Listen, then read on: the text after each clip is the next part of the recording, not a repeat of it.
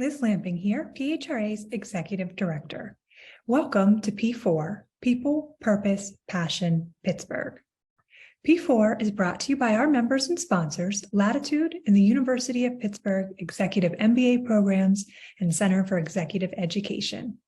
We appreciate their support, and we will hear from them throughout the podcast, beginning with the University of Pittsburgh Executive MBA Programs and Center for Executive Education.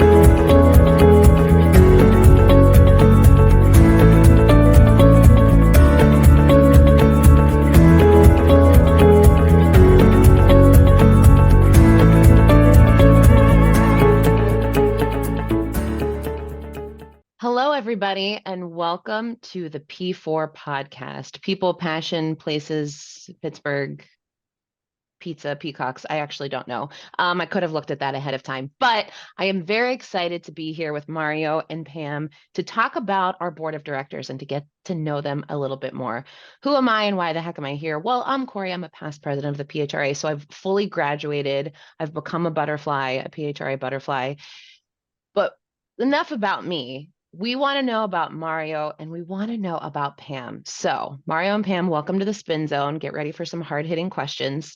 I'm going to start with Pam, and this is a super easy one. It's basically, who are you and what do you do? So Pam, other than the PHRA in your professional life, the thing for which you get cut a paycheck, who are you and what do you do in HR? Sure. So again, my name's Pam Anthony. I am an HR generalist at Prominent Fluid Controls. I live in East Liverpool, Ohio, so it's like a 45-minute drive up this way, but I've lived there all my life except for a couple years when I lived overseas. I am a mom to a 19-year-old who graduated last year, so I am at the point where I'm trying to figure, I'm no longer PTA mom, homeroom mom, so I'm kind of like refiguring out who I am. So I wanted to I've always been a volunteer in all kinds of, school functions. So the PHRA is kind of where I'm landing right now. And so, yeah, that's kind of me in a nutshell. I love to travel, love to read books, trying new things. Like I said, I'm kind of figuring me out. So I'm like trying to learn how to crochet and things like that. So, yeah. Very cool. I was just talking to somebody the other day about people whose kids have just, very newly graduated from high school and talking about just from an HR perspective and from a talent market perspective, this is such a great group because there's all of this time that you didn't have before that you can fill with mentoring others, volunteering, getting more involved in your organization. That's very cool. Fluid control makes it sound like drinking 8 glasses of water a day or something. What is fluid control? Can I ask? So we build chemical feed pumps. So anywhere that water needs to be treated or any kind of chemicals or anything like that. So pools and cruise ships, food plants, all those kind of things, our pumps and our equipment is found there. Very cool. Well, welcome, Pam. Yep. Thanks for playing. You haven't been voted off the island yet. No, just kidding. Mario Bordogna, the man, the myth, the legend. Who are you and what do you do for a living? Not the PHRA magic that you produce, but for a living, what do you do? Good morning, everybody.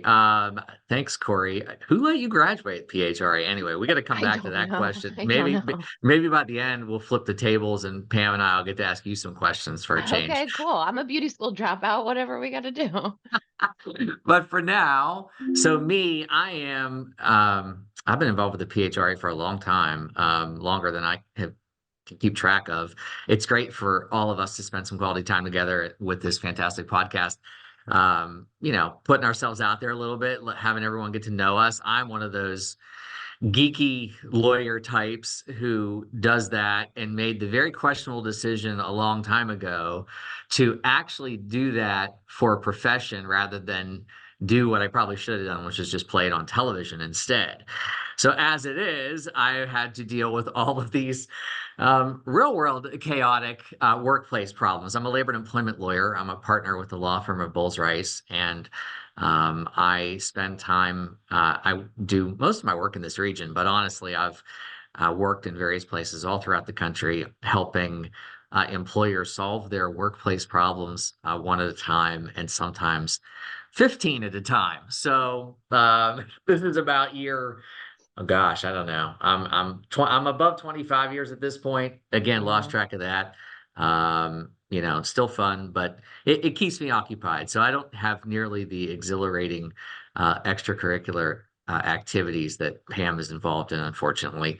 But nevertheless, I've enjoyed listening to all these and learning even more than I don't already know about our phantasmic slate of PHRA board members. So thanks, Corey, for the introduction opportunity. Great to be here with You everybody. are welcome. Why employment law, Mario? So, people go to law school so that their parents can brag about them. Just kidding. People go to law school. When you go to law school, you don't go to employment law school. So you went to law school, you paid your dues, and then you came out and said employment law. Why employment law? Because it's so interesting and people are so unpredictable. I literally and figuratively paid dues, right, to go for the privilege of all this. No, it's a great question. I get the simple answer why employment law. I could say, well, because it's not tax law, so okay, or something like that. That'd be the easy answer. But I'm not interested in memorizing the tax code, and I think people that are very amazing. Let's just say that. I was an economics major in undergrad, and I took a labor economics course, and just I was really attracted to learning about the workforce in general. Mm. And, that bled into, all right, labor and employment law sounds like an area worth exploring. And when I got to law school, ate it up, soaked it up. And honestly, it is very interesting. It is not dull. For all the years I've been No. doing this, you still see new things all the time. And it's given me, as a specialty lawyer that I am, it's given me quite an appreciation over the years for all the things that HR professionals have to manage and deal with on a daily basis. It cuts a wide swath and is definitely very challenging. And like you Oh, said, that's just one area. So, yeah. yeah, what can I say? I would sell it to anyone if I could. It's a Yes. great practice area. Not boring. That's something that Pam, we could agree, right? No 2 days are the same. Not boring. You come in saying, this is what I'm going to do today. And then You don't. that's not what you're going to do today. It ends up being something else. So Yep. that goes nicely into a question, Pam, for you as an HR practitioner. What are some trends that you're seeing? What is something important, not only to your organization, but you're involved in the SHRM universe through PHRA. You know the zeitgeist of HR. What kind of trends are you seeing that you're finding interesting or challenging? So I think COVID wasn't friendly for any of us. What? Huh? Oh my God. I can't believe you're saying that right now. I Yeah. know, right? Yeah. But some of the things we're dealing with are still from COVID, like the mental health issues that we're going to see for probably a long time. Working from home and that whole debate, which I hear there's a wonderful session coming up in a couple weeks. Yes. Yep. So, those are some of the things. Recruiting is still tricky, and you're we have to redevelop how we recruit more proactively. What sells us, because when it was the candidates market, like what makes us stand out, and we're not Google, so no one knows what prominent fluid controls is. So what does make us stand out? So those, I think, are some of the big topics. Very interesting. And I was reading something the other day just talking about how HR should be really partnering with marketing for this very reason, to help kind of open the door a little bit to the organization, to show candidates, both active and passive, out there in the market, this is what it's like to work here. And maybe that's a fit for you, and maybe that's a connection, because you may have no idea what the organization does, but if we can give you a little taste of the culture in some way through social or things like that, how can we partner with our marketing departments to really get our employer value proposition out there, so that maybe we can really be making those connections where there's like the true fit. Mario, Yeah. trends, Pregnant Workers Fairness Act. What are we going to see with that situation? I mean, that's a relatively newer one on the radar, right? I think over the Mhm. last, that one specifically over the last year or so, and kind of some regulations and on that front coming out too. So that's a worthwhile one for HR people to watch. By the way, I can't I love hearing Pam talk about how she works in fluid control. I think that's like the most fantastic opener ever. If I heard that I and I was a know. candidate, I would definitely want to know more about what that is. And honestly, that's the perfect type of pitch to get people more right engaged in what it is that you do. So I think that's awesome. But other trends that I think I see, I mean, and I see them a little differently, of course, Mhm. as a practicing lawyer, and I see them on the back end, and once disputes have arisen. But before that, since this is a little bit more of an HR centric discussion, I think one of the things that I've seen more of over the last few years, I mean, it relates to recruiting, but I think it relates more to demographics and generational changes in the Mm. workforce and in employees coming into the workforce, and most specifically for, say, HR management, what the expectations of those employees were, right? Pam, you mentioned kind of remote work and the program coming up on that.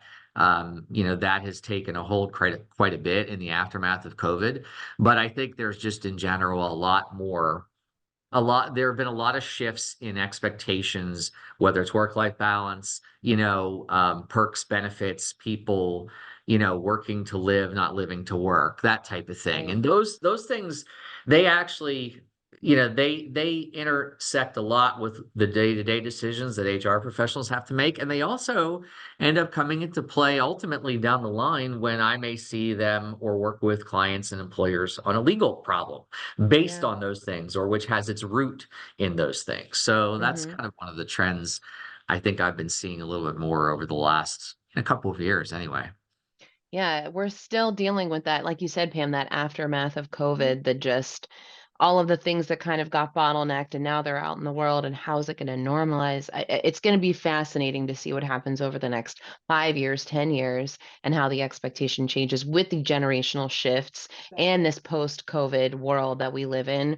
Um, but thinking about all of the demands on our time, because everybody on this call, money is time is money, money is power. So, Pam, why do you give your time to the PHRA? So, our board of directors, these are all volunteers. Nobody's getting any paycheck for all of the work that you do for the PHRA. So, why? What's your why when it comes to the PHRA? When I started in HR, it was 2014. I the first conference I went to, I still remember who I was sitting across from, who welcomed me, and I've always felt that welcome, and I wanted to be a part of that. I have that volunteer heart. So, Mm. like I said, I can't volunteer at the school anymore. They're going to push me away. But so I have to find somewhere, and it's the PHRA has been the place that I've felt welcomed. I did the certification class. Mm. I actually got the scholarship for the certification class. And at that point, I'm like, you help me get my certification. I want to help us with other people, same thing. So that's when I was always on committees, but then, I decided to step up and wanted to join the board. I was the LPD committee chair for a while. Now I'm the VP of signature events. Very cool. So it sounds like volunteers heart, a little bit of that, like, I've been a recipient of PHRA love, so I want to send the elevator back down. And also, I have time. It's so fun. I've said this many times, but I also remember my first conference when I was just a little wide-eyed HR person who didn't know Yep. anything. And people were so nice, and they were just ready and willing to help in a way that I was like, but why though? You're so willing to just tell me about your experiences or how you do things, and just ready to help one another in a way that really surprised me. And I definitely am also a recipient of that PHRA love. So, Mario, why, when you could be billing people $1 billion an hour, why are you giving the PHRA your time for free? I, I think it's Pam touched on it a little bit. I think from my individual perspective, I mean, it's kind of altruistic in a way. I think that half of what I do is trying to keep employers on the straight and narrow, sort of keep them out of trouble, partner with them ahead of time to get things in place, be sure they're managing things the right way. I mean, there's a natural, helpful, molecule in there that drives me to do that. And the PHRA is, I mean, I don't have enough effusive words for how I feel about the organization as a whole and all that it does, how well it's run. I mean, it's just, it is a fantastic group. Our region doesn't, and it's been, we've of course been growing a little bit lately, but I don't know that our region, honestly, as a whole, I hope it does because we really try, but I'm not sure they really appreciate how great they have it with our group, and everything that we do for everyone. That's not patting ourselves on the back. Again, we do it because we love it, we enjoy it, we want to do it, pay it forward. And the fact that that's persisted like that so Yes. well and so strong for so long, I mean, it says all you need to know. I mean, it's a fantastic group, and it's been a privilege from day one to be associated with it and to still serve on the board today. Yeah. It's like, it's not a zero-sum game kind of thing. It's like what is it? Rising tides raises all boats kind of a situation. And I can tell you, because I sit on the state council, and no diss to any other chapters in Pennsylvania, disclaimer, no diss, but we do have it very, very good in Pittsburgh. The grass is not so greener. We have an amazing organization and one of the largest SHRM affiliated local chapters in the United States. And it really is that persistence. It's that Pittsburgh thing. It's that I know you, and then somebody knows somebody, and then we're going to go to this thing where the giant eagle used to be, yada, yada. But we do really have this kind of pure connection that does have that altruistic motive of just like, it costs me nothing to kind of give you a hand or give you something, because it always comes back net positive, not even in this super calculated way, but it always comes back positive. It might take a little time, but there's no downside. Okay, last question, because the purpose, which is one of the P's in P4, one of the purposes of this podcast and having me, as I called myself, a poor man's PHRA, co-hosting, is to get to know our board of directors better. So, final question, Pam, if you could have one superpower, what would it be? What would it be, like teleportation, so I could be on the beach in a heartbeat? It's 5 o'clock. I'll be at the beach. I'll see you tomorrow morning. Yep. Teleporting. Okay. All right. We don't have the technology yet. Maybe No. one of our Pittsburgh tech companies will figure that out. But until then, that is Pam's choice of a superpower. Mario, what How is your about superpower? how about I go with something pretty similar and say telepathy, You which want to is read sort of, minds? yeah, which is a way of a lot of times I get to the point where I learn about what's going on, in someone's brain in my work, but I have to go through a lot of hurdles and steps and time to get there. If I had the ability and the superpower to do that up front, and not necessarily guess, that would be pretty darn amazing, to be This honest. is So like Mario has chosen an occupational superpower so that he could be the most super lawyer of all employment law attorneys. He wants to read your mind, so he knows. He's like, let's cut out the nonsense. I don't want to depose you. I don't want you to do anything. I just want to read your mind. And then we can move on. everything, right? Yes. Parties, judges, the whole bit. So if you all know where I can get a can of telepathy somewhere Yes. and find some of that, I might share some with you. So just Maybe, there's got to be a witch in the woods somewhere that maybe right. could write you up a potion. It might cost you something. Well, Find listen. me, right. Find me on LinkedIn. Let me know, like whatever it takes. Get it through Corey. Get it through She's me. I amazing. will Pam, broker this deal for likewise, like you. whatever. I'll take it. Well, listen, I super, super appreciate the two of you. Anybody who's listening, I'll tell you right now, connect with Mario or Pam on LinkedIn. They would be happy to say hi. If you see them at a PHRA event, there is no longer any stranger danger. Please go say hello. We will be happy to see you and to send that elevator back down like we talked about. Thank you so much for listening and have an amazing day. Thank you. Bye, everybody. Thank you. People do matter. And at the end of the day, we cannot get any work done if we don't have the right people in place. Are your people connected? Latitude is the one-stop shop people connection software platform. Our software workshops and programming facilitate new employee onboarding, manager one-on-ones, stay interviews, mentorship programs, and peer networking to increase retention, engagement, satisfaction, productivity, profitability, and happiness. Imagine a technology that intersects your calendar with LinkedIn, Zoom, Google Docs, and your CRM. Contact Latitude today to schedule a conversation.